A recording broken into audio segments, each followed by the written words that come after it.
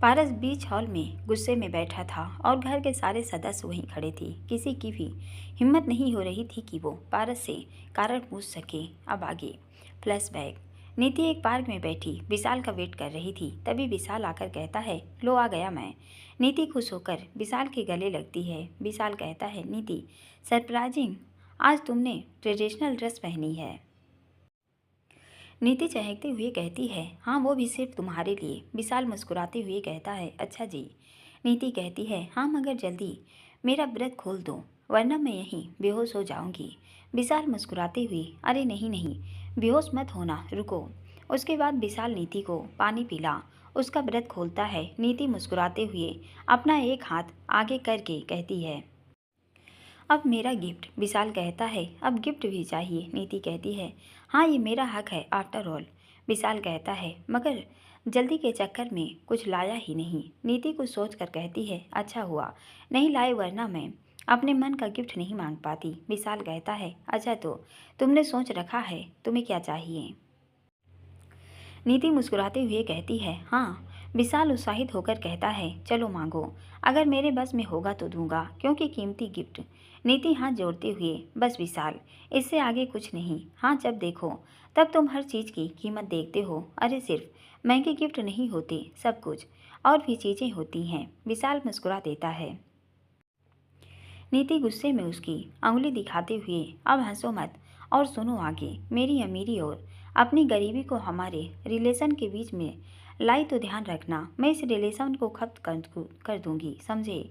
विशाल नीति की उसी हाथ की उंगली पकड़ उसके अपनी तरफ खींचते हुए कहता है, और अगर तुमने ये रिलेशन खत्म करने की बात कही तो मैं पहले तुम्हें मार दूंगा, उसके बाद खुद को, क्योंकि तुम्हारे बिना मैं नहीं जी पाऊंगा और तुम्हें किसी और का मैं होने नहीं दूंगा।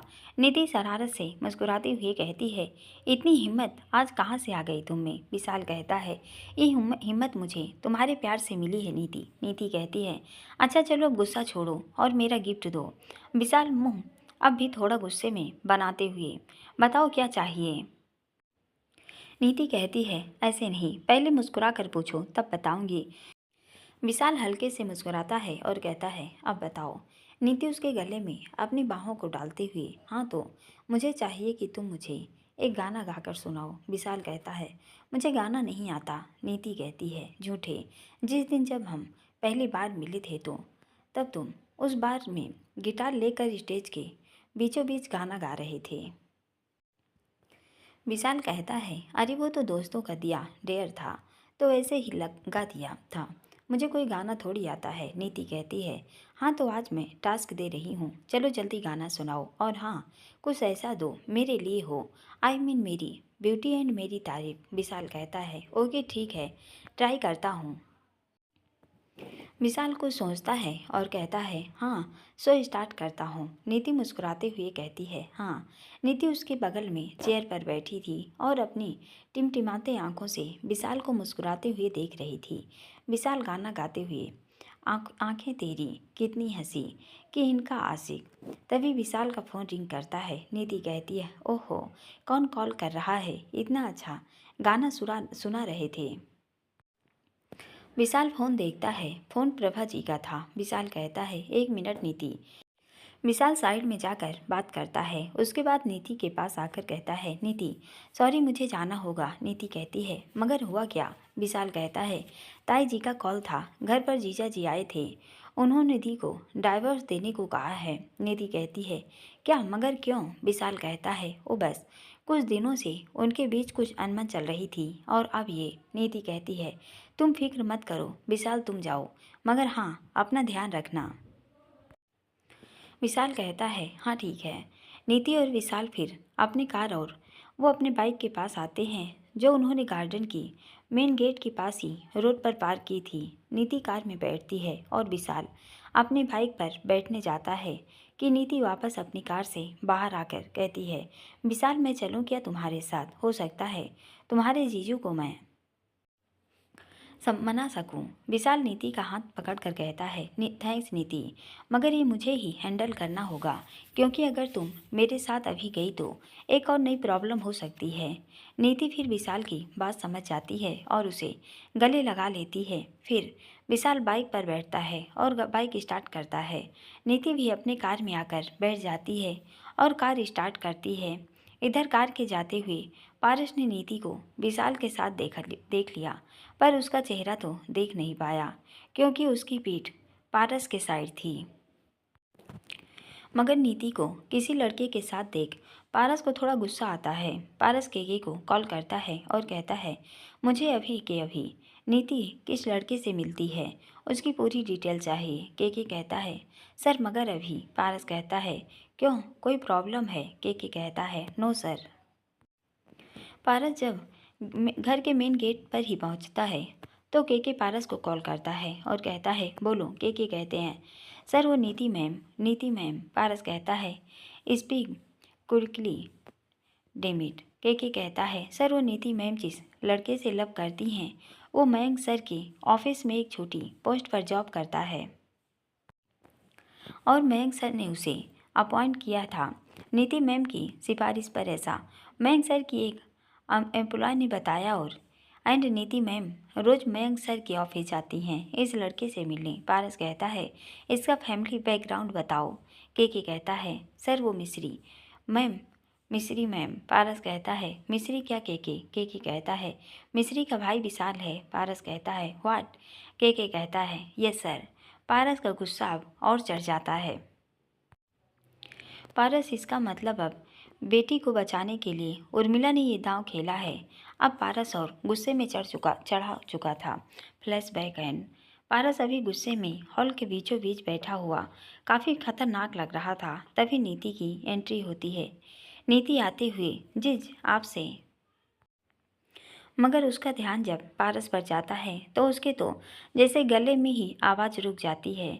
वो इशारे से पूनम और बाकी सबसे कारण जानने की कोशिश करती है, मगर वो लोग भी तब बताएंगे ना जब उन्हें कुछ पता होगा। पारस नीति को देख इशारा करते हुए नीति से बैठने को कहता है। नीति पारस के साइड में बैठ जाती है। सभी को काफ़ी डर लग रहा था कि आखिर नीति ने किया क्या है। नीति कहती है, ब्रो क्या हुआ? पारस कहता है, तुम कहाँ गई थी? नीति कहती है, मैं तो अपनी। पारस ने गुस्से में कड़क आवाज़ में कहा, मुझे झूठ सुनना पसंद नहीं है नीति। नीति पारस के गुस्से से ज़्यादा वाकिफ़ नहीं थी। मोस्टली वो हॉस्टल में ही रहती थी और जब छुट्टी में घर आती तो पारस से ज़्यादा मुलाकात नहीं होती, और जब होती तो बस तब जब उसे कुछ चाहिए होता था और पारस उसके हैं ख्वाहिश को पूरा करने के लिए पूरी कर देता था बिना कोई सवाल किए। और नीति जब जो डिमांड करती पारस से वो 1 मिनट में पूरी होती। फिर चाहे वो पारस को अपनी मीटिंग कैंसिल करके उसके बर्थडे सेलिब्रेशन में आना हो या न चाहते हुए उसके फ्रेंड से मिलना हो। और इसलिए पारस और नीति का बॉन्ड बहुत अच्छा था। पारस उसमें अपने को देखता था। वो उसकी हर विश ये सोचकर पूरी करता था कि उसे जो पिता का प्यार नहीं मिला, नीति को वो भाई बनकर ही सब देगा। मगर आज जब नीति ने पारस को ऐसे देखा तो पूरी तरह कांप चुकी थी। पारस नीति को चुप देख कहता है, नीति आई नीड आंसर। नीति कांपते हुए कहती है, ब्रो वो मैं अपने बॉयफ्रेंड से मिलने गई थी। सावित्री जी अब गुस्से में कहती हैं, तुम्हें हमने फ्रीडम दी तो तुमने ये सब किया। तुमने हमारे विश्वास को तोड़ा। तुमने झूठ बोला घर पर कि तुम फ्रेंड के घर जा रही हो। अमिताभ जी कहते हैं, सावित्री शांत हो जाओ। नीति पारस को देखती है और कहती है, ब्रो मैं उससे बहुत प्यार करती हूँ और वो भी। हम शादी करना चाहते हैं। पारस गुस्से में, नीति अब बुरी तरह कांपने लगती है। पूनम नीति के पास आती हैं और कहती है, पारस इतना गुस्सा क्यों हो रहे हो? वेद जी कहते हैं, पारस तुम इतना गुस्सा। वेद जी इससे आगे कुछ कह ही नहीं पाते क्योंकि पारस अपनी जलती हुई आंखों से वेद जी को देखता है। पारस कहता है, नीति तुमने सोचा भी कैसे कि मैं तुम्हारी शादी इस लड़के से करा दूंगा? नीति कहती है, ब्रो वो बहुत अच्छा लड़का है। मयंक भाई मिले हैं उससे। पारस कहता है, बस अब क्या था पारस? वेद जी की तरफ देख, मयंक को कॉल करिए। वेद जी मयंक को कॉल करते हैं तो मयंक कहता है, वो गेट पर ही है, बस अंदर आ रहा है। मयंक जब अंदर आता है तो देखता है नीति डरी हुई सहमी खड़ी है और सभी घर वाले भी। और जब उसकी नज़र पारस पर जाती है तो वो मयंक के मन में कहता है, लगता है गलत टाइम पर एंट्री ले ली तूने मयंक बेटा। नीति जब मयंक को देखती है तो उसके पास जाकर कहती है, ब्रो आप तो उससे मिले हैं, आप बताइए वो लड़का कितना अच्छा है। वो बाकियों जैसा नहीं, सीधा है। आपके ऑफिस में भी बहुत मेहनत से काम करता है। मयंक को अब कुछ कुछ मामला समझ आ चुका था। वो कहता है, पारस। पारस कहता है खड़ा होते हुए, चुप, तू एक भी शब्द नहीं बोलेगा। मुझे सब पता है। तूने सोच भी कैसे लिया कि ये शादी हो सकती है। मयंक कहता है, मगर पारस वो लड़का बहुत अच्छा है, बहुत मेहनती है। मैं उसके बारे में सब जानता हूँ। पारस कहता है, मैंने एक बार कह दिया ना कि उस लड़के से इसकी शादी नहीं होगी, मतलब नहीं होगी। और नीति तुम अपनी पढ़ाई पर ध्यान दो। माँ, आप जिस लड़के की बात कर रही थी उससे बात करो और इसका रिश्ता फिक्स करो। मैं नहीं चाहता कि जिस तरह एक गलत लड़की को चुनकर शुभ का हाल बुरा है उसी तरह मेरी बहन का भी हो। इतना कहकर पारस चला जाता है। नीति रोते हुए अपने कमरे में चली जाती है। मिश्री को कुछ समझ नहीं आ रहा था कि क्यों पारस इतना गुस्सा कर रहा है। सभी नीति के पीछे उसके रूम में जाते हैं। नीति रो रही थी। सुधा जी उसके पास आती हैं और उसके सिर पर हाथ रखकर कहती हैं, बेटा। नीति सुधा जी के गले लग रोने लगती है। पूनम कहती हैं, न जाने पारस को इतना गुस्सा क्यों आ रहा है। बेजी कहते हैं, पूनम जरूर उस लड़के में कुछ गड़बड़ होगी, जब भी पारस मना कर रहा है। माया कहता है, नहीं जीजा जी, मैं जानता हूँ उसे, वो बहुत अच्छा लड़का है। अमिताभ जी कहते हैं, फिर क्या प्रॉब्लम है इसे। सावित्री जी कहती हैं नीति से, नीति अगर पारस कुछ कह रहा है तो हो सकता है कुछ सोच कर ही बोल रहा होगा। नीति कहती है, नहीं माँ, ब्रो बिना उससे मिले कुछ भी बोल रहे हैं। एक बार बस, एक बार वो उससे मिल लें, उसके बाद मुझे यकीन है कि वो उसे जान जान जाएंगे। भले ही वो लड़का मिडिल क्लास फैमिली से है, मगर वो बहुत अच्छा है। सभी को कुछ समझ नहीं आ रहा था कि क्या किया जाए।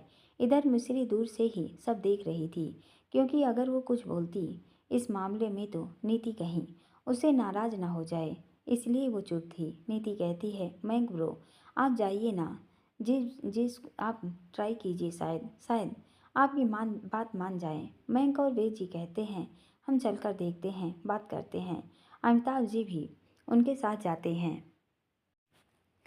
पारस स्टडी में बैठा था, अपने लैपटॉप पर कुछ वर्क कर रहा था, मगर उसके फेस पर अभी भी गुस्सा था। मयंक और वेद जी की तो हिम्मत ही नहीं हो रही थी कि वो उससे कुछ बात करें, मगर नीति के आंसू उन लोगों से देखे नहीं जा रहे थे, इसलिए वो आगे जाते हैं।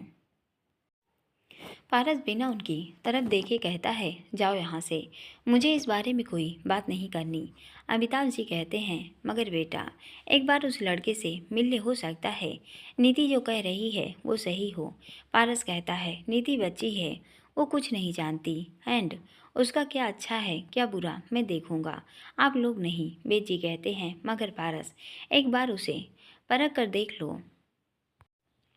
पारस कहता है, आपको एक बार में बात समझ नहीं आ रही क्या?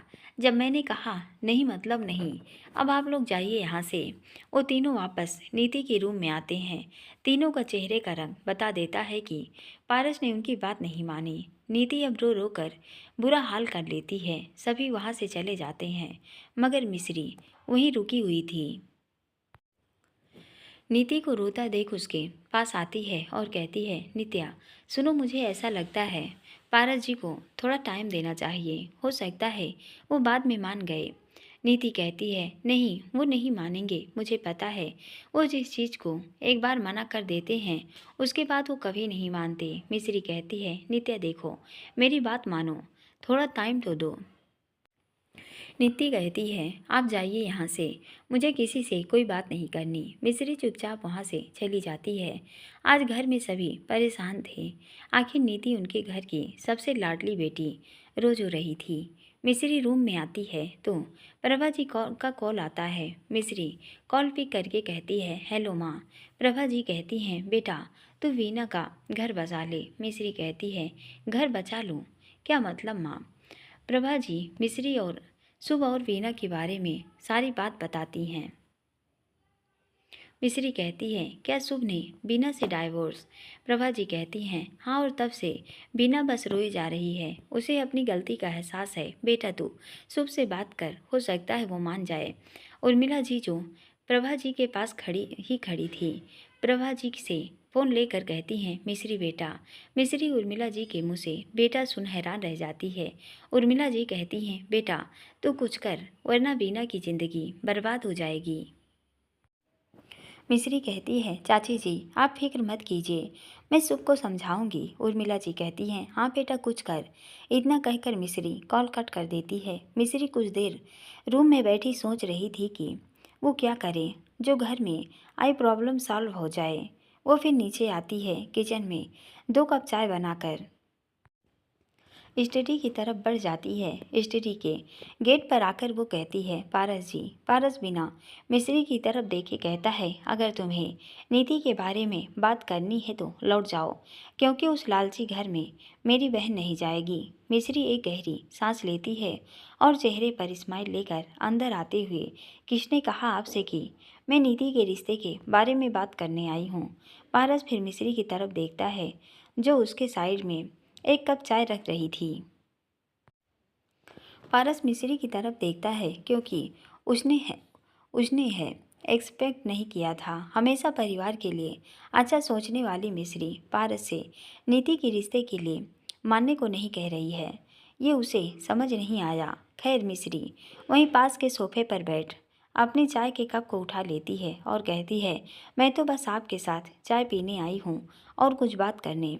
पारस जो अभी चाय के कप और मिश्री को ही देख रहा था, मिश्री की बात सुन लैपटॉप बंद कर कप उठा चाय का एक सिप लेते हुए कहता है, तो बताओ क्या बात करनी है?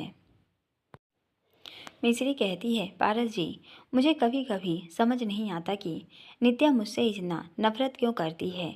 पारस कुछ सोचता है और कहता है, शायद इसलिए क्योंकि उसे लगता है कि तुम मेरे लायक नहीं हो। मिश्री मुस्कुराती है और कहती है, अच्छा तो क्या ऐसा है, मैं आपके काबिल नहीं हूँ क्या?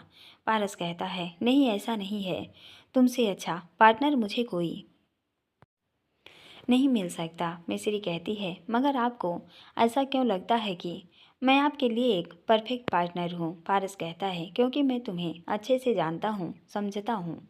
मिश्री फिर कुछ मुस्कुरा देती है और कहती है, तो फिर ये नित्या क्यों नहीं मानती कि मैं एक परफेक्ट पार्टनर हूँ आपके लिए? पारस सोचते हुए, क्योंकि वो तुम्हें अच्छे से न जानती है न समझती है।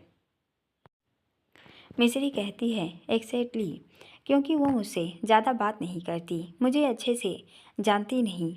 उसने स्टार्टिंग से ही मन में ये राय बना ली कि मैं गलत हूँ। उसके बाद उसने कुछ जानने की कोशिश ही नहीं की। उसके लिए मैं बस गलत थी और कुछ नहीं। पारस को अब भी कुछ समझ नहीं आता। मिश्री पारस का हाथ अपने हाथों में लेकर कहती है, देखिए पारस जी, जैसे आप मुझे अच्छे से जानते हैं, समझते हैं और मुझे अपना बेस्ट पार्टनर मानते हैं, उसी तरह नित्या भी यही समझती है। तो आप एक बार उसे जानकर समझकर क्यों नहीं देखते? हो सकता है वो लड़का अच्छा हो। मिश्री, मैंने कहा ना, मुझे नहीं बात करनी उस लड़के के बारे में, क्योंकि वो लड़का भले ही अच्छा हो मगर उसकी फैमिली वो अच्छी नहीं। पारस ने गुस्से में कहा। मिश्री कहती है, और ये आप इतने यकीन से कैसे कह सकते हैं? आप पहले मिल तो लीजिए उसकी फैमिली से। पारस मिश्री के हाथ से अपना हाथ छुड़वा खड़े होते हुए, मैं मिल चुका हूँ उसकी फैमिली से। इनफैक्ट मैं जितना उसके बारे में जानता हूँ उतना तो तुम भी। जॉन। मिश्री, मैम पारस सर जल्दी चलिए, वो शुभ भैया को पुलिस लेकर आई है नीचे। पारस कहता है, क्या? फिर मिश्री और पारस दोनों नीचे हॉल में आ जाते हैं तो देखते हैं शुभ नशे में धुत था और 2 कांस्टेबल उसे सहारा दिए खड़े थे। मिश्री धीरे से कहती है, शुभ की ये हालत? पारस पुलिस के तरफ देखता है। इंस्पेक्टर कहता है, हेलो मिस्टर राजपूत। पारस कहता है, क्या किया है इसने? इंस्पेक्टर कहता है, कुछ नहीं, बस रोड पर शराब के नशे में कुछ लोगों से झगड़ा कर रहा था, एक का सिर फोड़ दिया इसने। सुधा जी रोते हुए शुभ को देख उसके पास आकर कहती हैं, ये क्या हालत बना ली है इसने? शुभ थोड़ा बड़बड़ाते हुए, बीना ने मुझे धोखा दिया है, वो धोखेबाज है, लालची है। माँ मैं अब उसके साथ नहीं रहूँगा। वो मुझसे प्यार नहीं करती, वो तो पैसे पर मरती है। हाँ, इतना कहते हुए शुभ ज़मीन में बैठ रोने लगता है। वो मुझे प्यार नहीं करती माँ। इंस्पेक्टर शुभ को देख कहता है, सर, इनके खिलाफ एफआईआर दर्ज नहीं की है अभी, क्योंकि हमें लगा आपसे। तभी पारस कहता है, मयंक, इनको कुछ पैसे दे दो और इस केस को बंद करवाओ। और जीजा जी, आप उस आदमी से मिलिए जिसने एफआईआर दर्ज की है। उसके लिए बेस्ट हॉस्पिटल और बाकी ज़रूरी चीज़ का इंतज़ाम कर दीजिए और कुछ पैसे दे दीजिएगा। बेद जी कहते हैं, हाँ। मयंक और बेद जी इंस्पेक्टर के साथ वहाँ से चले जाते हैं। पारस सर्वेंट की तरफ देखता है। उनमें से कुछ सर्वेंट्स आकर शुभ को उठाते हैं और उसके रूम की तरफ ले जाते हैं। सुधा जी रोने लगती हैं तो पूनम और सावित्री जी उन्हें संभालने में लग जाती हैं। अभिलाष जी भी बहुत परेशान हो चुके थे। पारस शुभ के रूम में आता है और मिश्री उसके पीछे पीछे। पारस सर्वेंट को देखता है तो वो लोग समझ जाते हैं कि पारस क्या कह रहा है। उसमें से एक शुभ के जूते निकाल देता है, एक शुभ का कोट। फिर सभी सर्वेंट चले जाते हैं। पारस शुभ के पास आकर बैठ जाता है। शुभ अब बेहोश हो चुका था। पारस शुभ के पास बैठ उसके सिर पर हाथ फेरता है। शुभ अब भी बस बीना बीना नाम ही बड़बड़ा रहा था। मिश्री जो दूर खड़े पारस को देख रही थी, आज उसने पारस को पहली बार शुभ की केयर करते देखा था। हाँ, पारस भले ही ऊपर से गुस्सा करता है, मगर उसके दिल में सबके लिए फिक्र थी। उसने बीना से अब तक कुछ शुभ की वजह से ही नहीं कहा था, वरना वो मिश्री पर किए वीना के टॉर्चर का बदला कब का ले चुका होता। मगर वो सिर्फ शुभ और मिश्री की वजह से चुप था, क्योंकि उसको दुख होने से मिश्री और शुभ दोनों पर इफेक्ट होगा। फिर जब शुभ को वीना की सच्चाई पता चली और पारस को जब ये पता चला कि राकेश की शादी मिश्री से इंटेंशनली करवाई जा रही थी, तो पारस ने डिसाइड कर लिया था कि वो बीना को इसकी सज़ा ज़रूर देगा। उसने ही शुभ को बीना के खिलाफ कई बातें बताई। इस दिन बेची की हुई बदतमीजी का जवाब भी वो खुद बीना को दे सकता था, मगर उसने शुभ को बुलाया ताकि उसके सामने बीना की इमेज पर लगा पर्दा हट जाए, और ऐसा हुआ भी। फिर क्या पारस ने ही शुभ को डाइवोर्स का आइडिया दिया और इसके लिए मना भी लिया।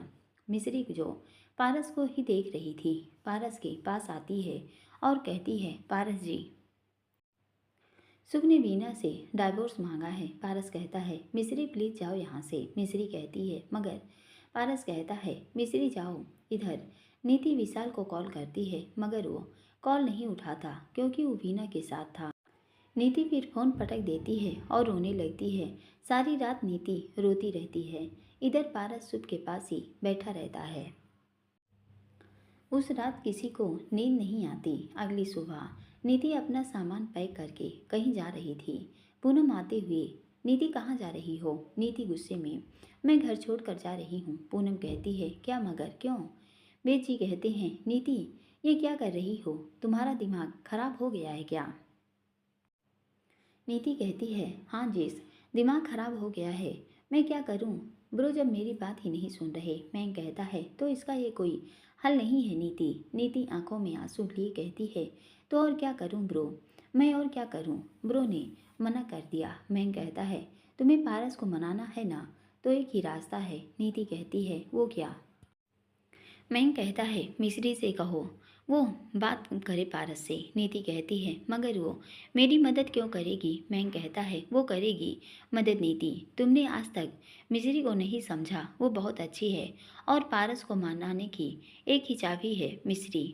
तभी मिश्री आते हुए कहती है, मगर मैं को मेरी भी नहीं सुनेंगे। कल गई थी मैं उन्हें मनाने, मगर वो नहीं माने। मैं कहता है, मिश्री तुम फिर जाओ और इस बार पारस की वाइफ नहीं, नीति की भाभी बनकर उसके लिए, उसके हक के लिए बात करने। मिश्री कहती है, मगर नीति कहती है, आप एक बार ट्राई कीजिए ना प्लीज़। नीति के इसके इतने आज से मिश्री की तरफ देखकर कहा तो मिश्री कैसे मना कर सकती थी। वो कहती है, ओके मैं बात करती हूँ।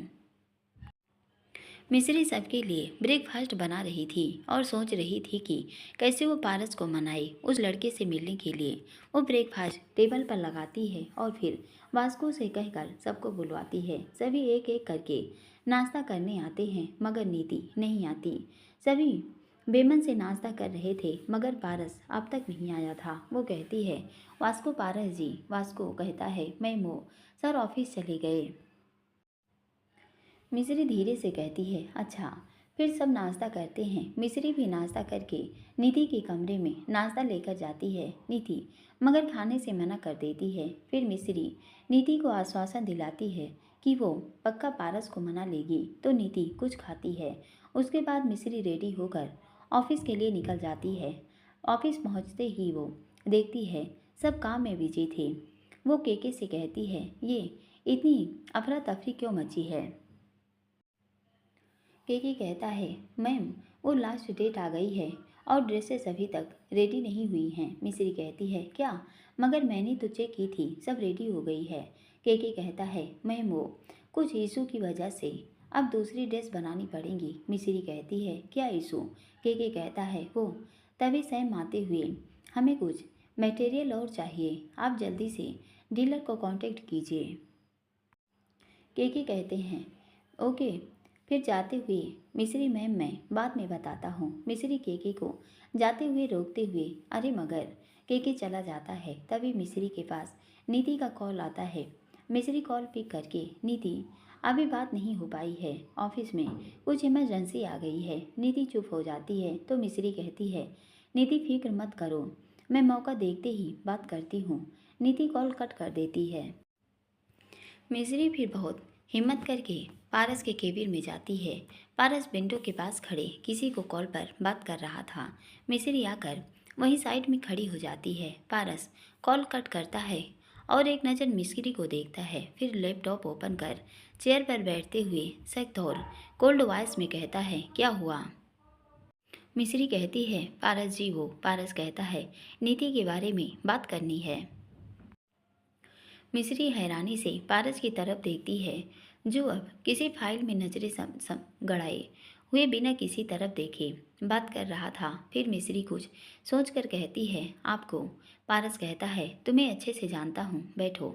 मिस्री आकर पारस के सामने वाली चेयर पर बैठ जाती है मगर वो उलझन में थी कि वो क्या करे।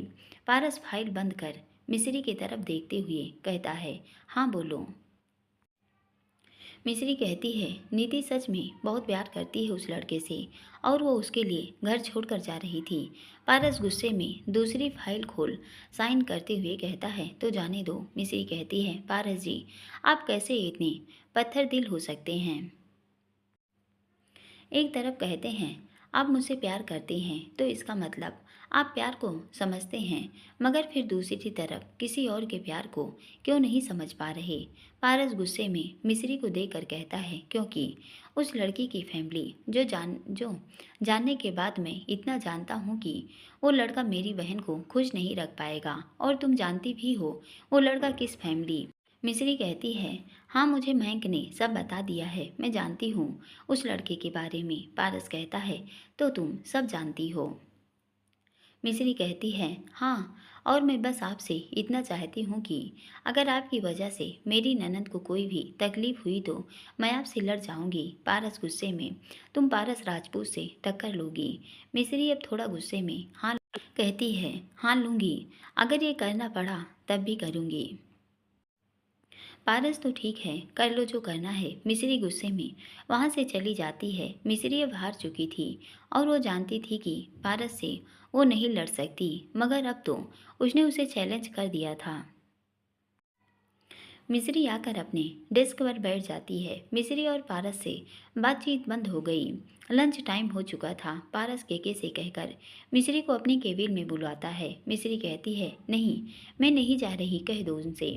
पारस को आकर जब केके से ये बात कहता है कि तो पारस गुस्से में चढ़ जाता है और वो वहाँ से उठता है और बाहर की तरफ गुस्से में जाने लगता है। तभी उसे गेट पर अमिताभ जी मिलते हैं जो पहली बार ऑफिस आए थे।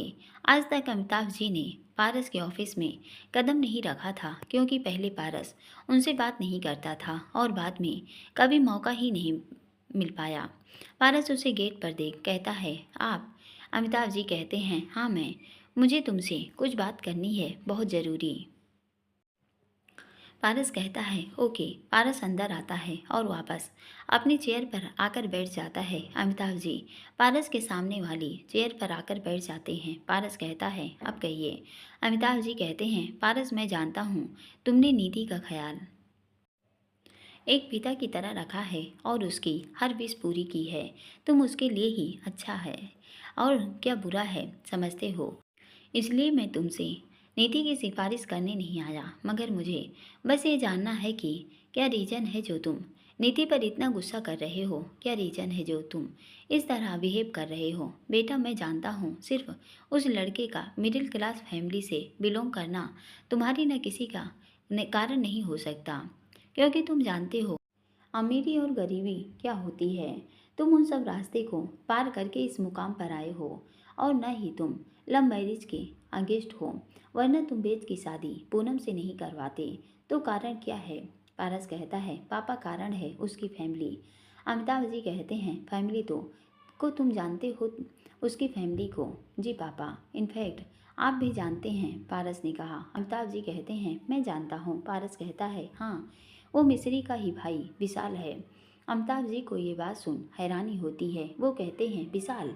पारस कहता है, हाँ, और उसकी फैमिली को देख मैं इतना कह सकता हूँ कि वो लोग नीति के लिए ठीक नहीं हैं। अमिताभ जी कहते हैं, पर क्यों?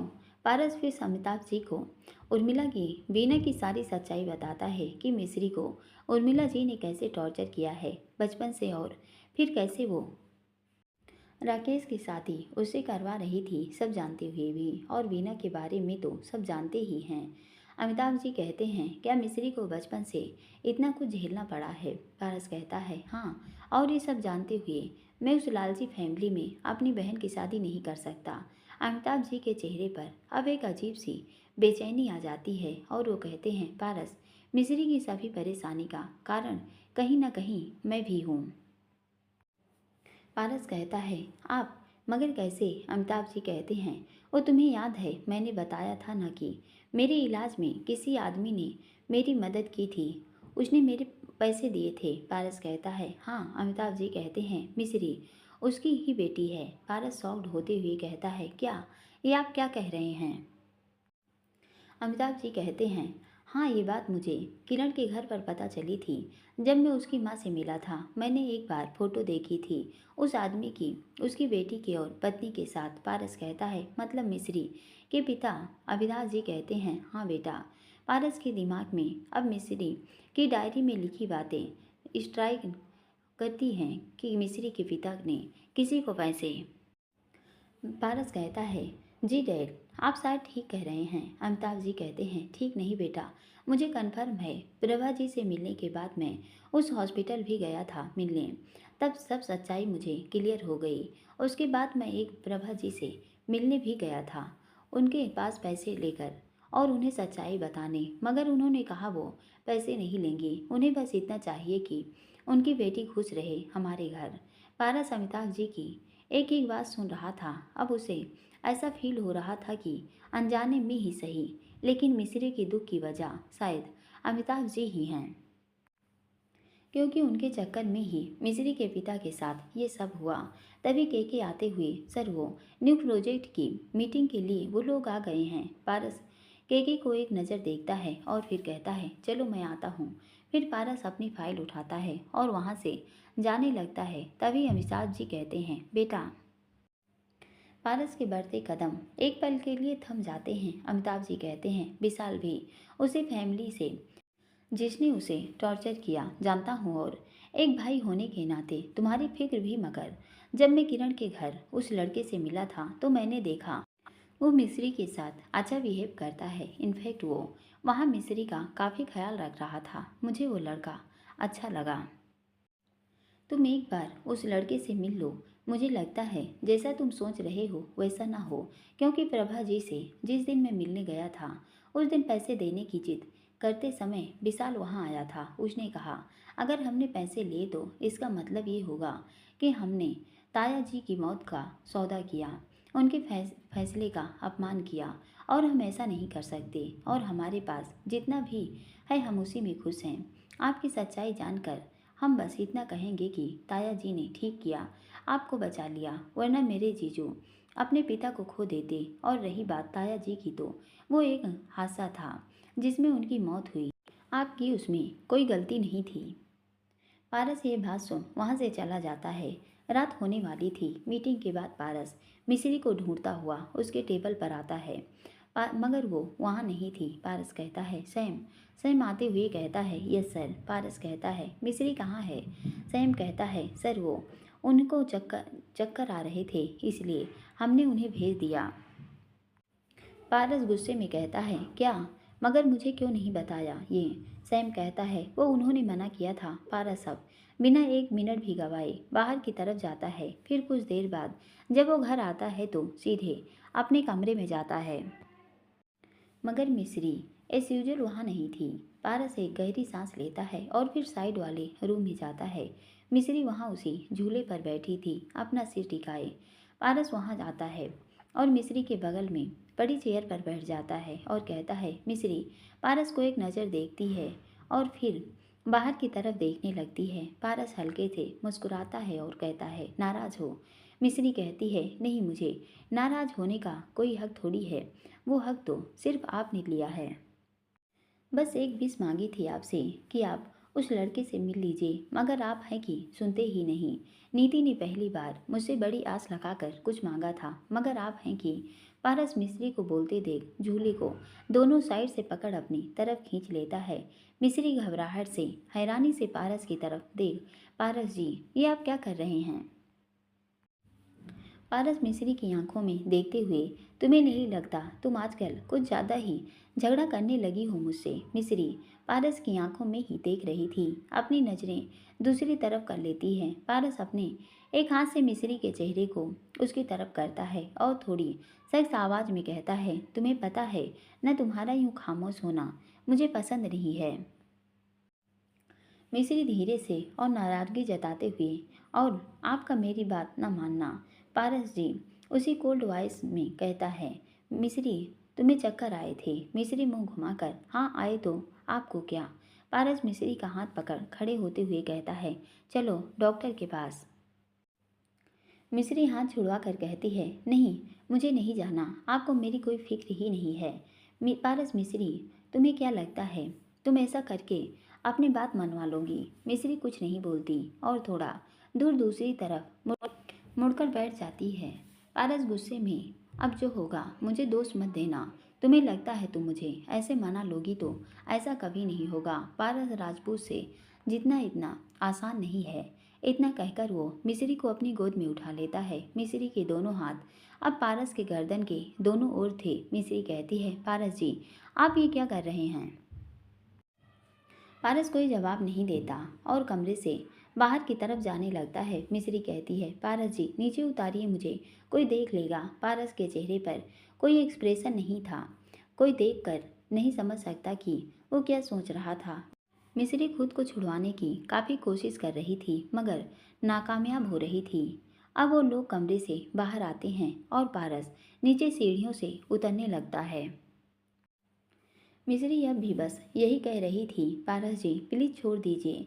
तभी मिस्री की नज़र हॉल में बैठे मयंक और विहान पर पड़ती है। मिस्री कहती है, पारस जी देखिए ना, हॉल में मयंक बैठे हैं, क्या सोचेंगे मेरे बारे में? पारस सीढ़ियों नीचे आते हुए कहता है, ये तुम्हें पहले सोचना था ना, तुम बीमार हो और मुझे तुम्हें डॉक्टर के पास लेकर जाना है। मिस्री कहती है, मगर ये कौन सा तरीका है ले जाने का? देखिए ना, मयंक देख रहे लेंगे। तभी मयंक पारस और मिस्री को देख लेता है, मगर वो बिहान से कहता है, बिहान बेटा चलो हम कमरे में ड्राइंग बनाएंगे। मिस्री मयंक को अपनी तरफ आते देख लेती है और कहती है, पारस जी देखिए ना, मयंक ने भी देख लिया।